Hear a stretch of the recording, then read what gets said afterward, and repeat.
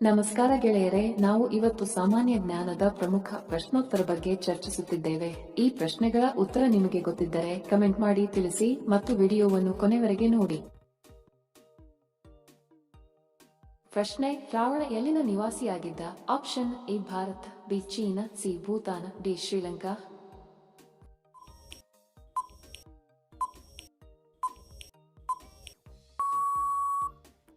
ಸರಿ ಉತ್ತರ option D Sri Lanka.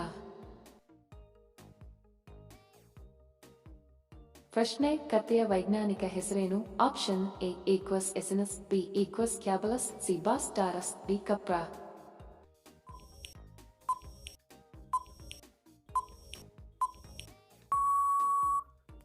ಸರಿ ಉತ್ತರ ಆಪ್ಷನ್ ಎ ಈಕ್ವಸ್ ಎಸಿನಸ್.